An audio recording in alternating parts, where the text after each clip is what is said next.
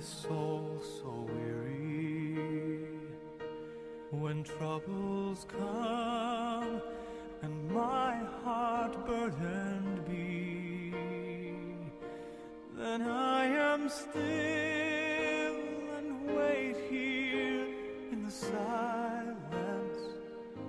until you come and sit a while with me.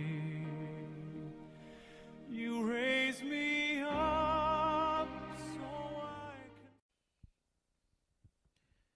최근 몇 년 동안 각 나라에서 화성 탐사에 열을 올리고 있습니다. 맨 먼저 러시아가 화성 탐사에 들어갔는데요, 지구의 궤도에 진입하지 못하고 지구로 추락한 겁니다. 러시아가 실패한 거죠. 이어서 중국도 화성을 탐사한다고 했고요. 미국은 화성 탐사선 피닉스호를 화성에 보냈는데, 그러던 중에 미 항공우주국 나사의 화성 탐사선 피닉스호가 보낸 토양 표본을 3년간 분석한 결과 화성의 건조한 상태는 6억 년 이상 지속되어 왔고 물이 존재했던 기간은 매우 짧았다는 연구 결과를 2012년 2월 7일 유럽 우주국 ESA 모임에서 발표한 겁니다. 2012년 8월 6일 미 화성 탐사 로봇 큐리오시티 9개월간의 여행을 마치고 화성에 도착했고요. 얼마 전 8월 7일 2013년 8월 17일 그 큐리오시티에서 2개의 이제 사진을 보내왔는데, 그 화성에서 바라본 달에 관해서 이제 사진을 이제 찍어서 보낸 겁니다. 여러분, 왜 이렇게 각 나라에서 화성 탐사에 힘을 쏟을까요? 그것은요, 미국을 의지해서 서로 간에 우주 패권을 쥐려고 하고 있는 겁니다.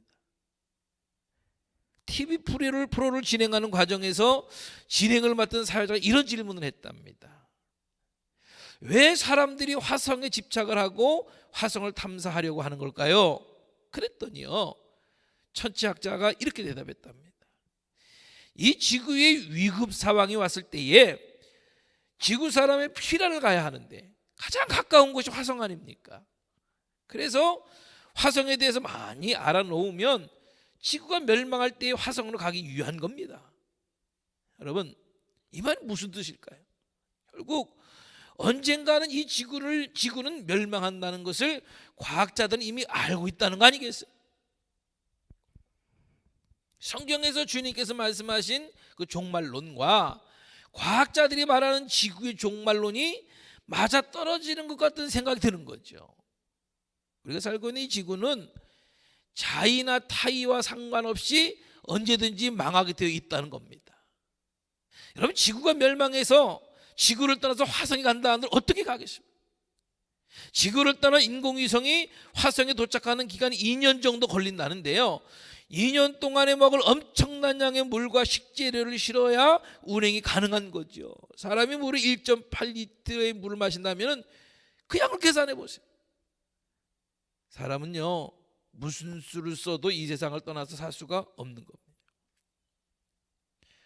이 세상인 지구의 멸망을 앞두고 있고 사람들이 오랜 세월을 두고 화성에 가려고 앞으로도 몸부림치겠죠. 언젠가는 항공기를 개발해서 화성에 갈 수 있다고 치더라도 화성은 섭씨 40도를 오르고 내린 뜨겁고 사막 같은 곳인데 물과 공기가 건조하고 지구의 조건과는 거리가 멀기 때문에 살기는 힘들 겁니다.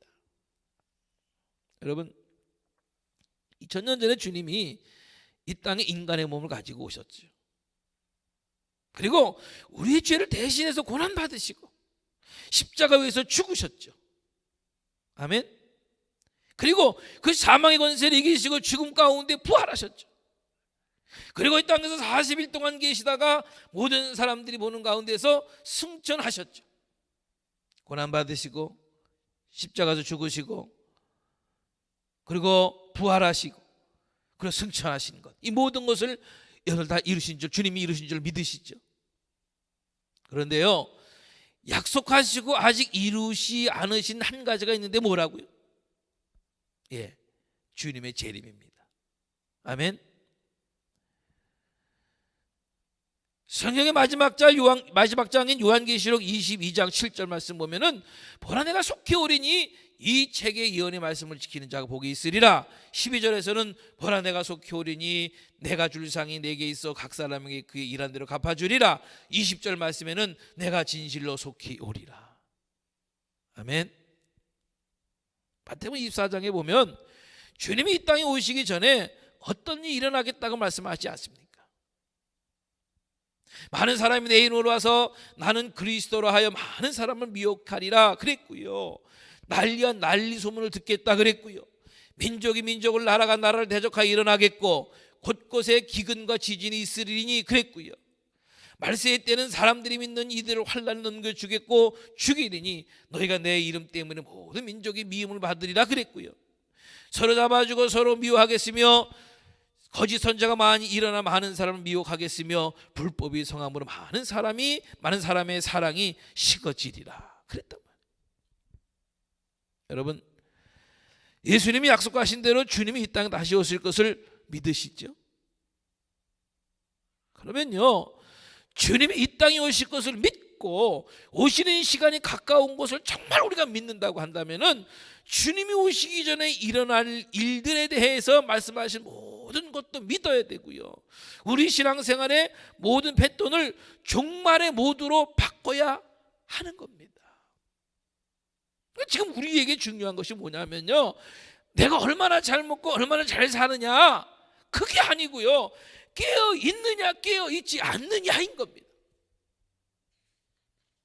주님이 이 땅에 다시 오시는 것을 영으로 육으로 믿음으로 준비하고 있느냐. 그래서 주님이 원하시는 삶의 방향으로 살아가고 있느냐가 중요하단 말이에요.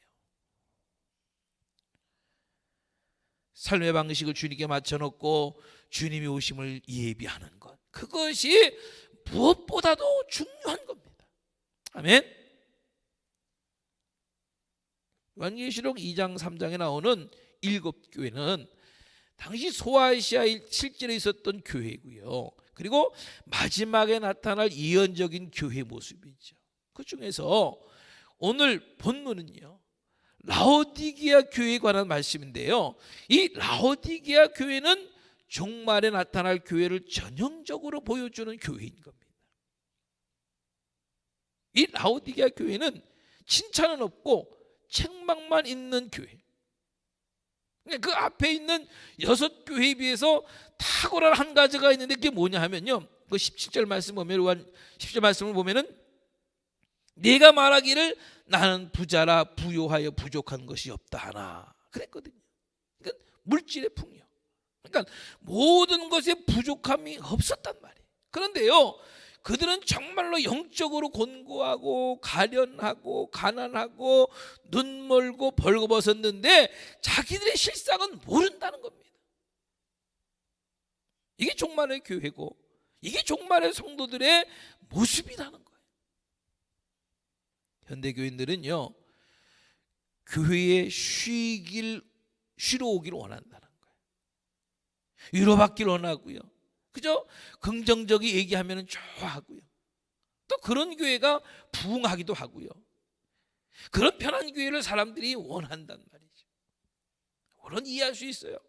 세상에서 상처받고 찢기고 상한 심령으로 교회에 와서 정말 위로받기를 원하고 그건 이해가 돼요. 그런데요, 여러분, 세상에서의 그 상처 누가 주는 겁니까? 마귀잖아요. 그러면은 상처를 주는 마귀로부터 벗어나고 평안을 얻을 수 있는 방법은 뭡니까? 누가 그렇게 해줄 수 있는 겁니까? 주님이시잖아요. 아멘. 정말 죄의 문제를 말할 수 있고 거룩함을 말할 수 있고 말세에 당연히 가져야 할 신앙을 말할 수 있어야 할 텐데 그저 축복만 얘기하고 성공만 얘기한단 말이에요. 말한다고 되는 게 아니잖아요. 주님이 그렇게 해주셔야 되는 건데 말이죠. 라오디게아 교회는 세상과 타협하는 교회였던 겁니다. 그래서 주님은 내 입에서 너를 토하여 내치리라 말씀하신 거죠. 정말 중요한 것은요, 교회를 통해서 죄종을 통해서 듣는 영혼을 깨우고 영혼을 살리는 하나님의 말씀인 줄 믿습니다. 그 말씀을 똑바로 들을 수 있어야 되는 겁니다. 내 입맛에 맞는 말이 아니고 내 영혼을 살리는 온전한 하나님의 말씀 말이죠. 그 생명의 말씀을 들을 때에 내 마음이 뜨거워지는 겁니다. 세상을 사랑하고 세상과 타협하면서 살아온 것들을 고백하면서 자백할 수 있는 거예요. 오늘 본문에서 말씀하시는 것처럼 성경에서는요, 우리의 마음을 세 가지로 말씀하시는데요, 한번 따라 하시죠. 뜨겁든지 차든지 미지근하든지, 네? 우리 마음이 뜨겁든지 차든지 미지근하든지, 여러분 어떤 마음을 가지고 계세요? 포항조철에 가면요, 철을 녹이는 용광로가 있는데 24시간 꺼지지 않는답니다. 여러분, 그런 마음을 가져야 되는 겁니다. 하나님을 향한 식어지지 않고 꺼지지 않는 불같은 마음, 나를 사랑하신 하나님의 사랑 때문에 독생자 예수 그리스도를 희생하시기까지 나를 사랑하신 그 사랑 때문에 지금도 나와 동행하셔서 세상에 지지 않게 하시고 늘 이기게 하시는 하나님의 은혜로 인해서,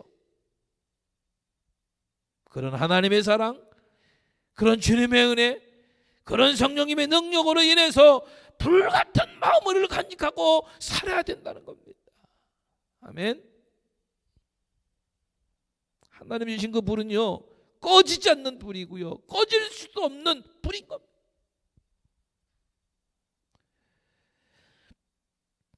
여러분, 이스라엘 신앙의 핵심은요, 쉐마 이스라엘입니다. 이스라엘아 들으라. 그러니까 하나님은 말씀하시고 백성들은 그 하나님의 말씀을 듣는 겁니다. 그런데요, 귀로 듣기만 하는 것이 아니고 듣고 순종하라는 거예요. 정말 우리가 하나님의 말씀을 듣고 바로 순종할 수만 있다면요, 신명기 6장 3절의 말씀처럼 이스라엘아 듣고 삼가 그것을 행하라, 그리하면 너희가 복을 얻고 라고 말씀하신 것처럼 복된 사람이 되는 겁니다. 순종할 수만 있다면. 그런데요, 그렇게 우리를 뜨겁게 하는 것은 뭐냐 하면요, 말씀과 기도인 겁니다. 아멘. 하나님의 말씀과 기도가 우리의 마음을 뜨겁게 하는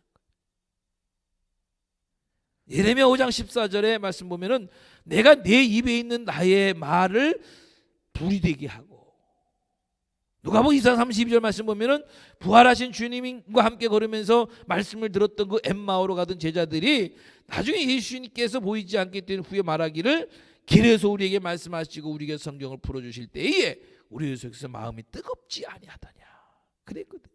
여러분, 하나님의 말씀이 불인 겁니다. 할렐루야. 그리고 그 말씀을 마음에 가지고 기도하는 겁니다. 말씀이 없는 기도는 잘못될 가능성이 있어요. 말씀만 있고 기도가 없으면 차가워지는 거고요.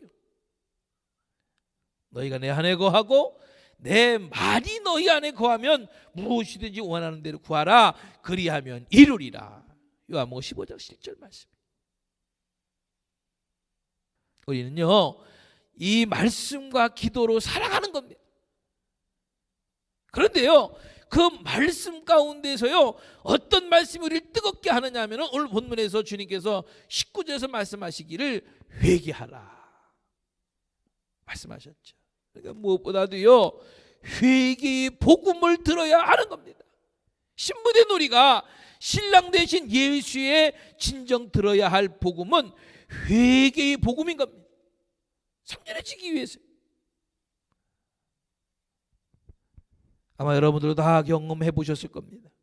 전에 우리가 마음이 뜨거워지고 은사의 체험을 했을 때를 생각해 보면요, 정말 회개하라는 강단에서 회개하라는 메시지를 듣고 진정 우리의 죄를 회개했을 때에 우리의 마음이 뜨거워지고 하나님의 은사와 은혜를 체험할 수 있었던 것을 여러분들 기억하실 겁니다. 우리의 잘못된 생각을 회개하고요, 욕심과 방탕, 남에게 상처 주는 말했던 것, 잘못된 것을 품었던 것, 그 모든 것을 회개해야 할 겁니다. 그 구체적인 행동이 기도인 거죠. 회개의 복음이 마음을 뜨겁게 하는 겁니다. 마음을 뜨겁게 하는 겁니다. 성도 여러분, 주님을 기다리며 준비하는, 그야말로 신부의 옷을 입고 기다리는 우리 모두가 될 수 있기를 원합니다. 그래서 언젠가 주님은 나팔 소리와 함께 오셔서 우리의 눈에서 눈물을 씻기시고,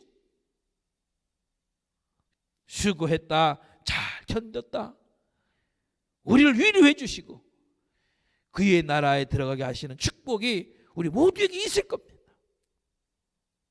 그런 하나님 나라의 축복이 우리 모두에게 있을 수 있기를 주님의 이름으로 간절히 축원합니다. 아멘.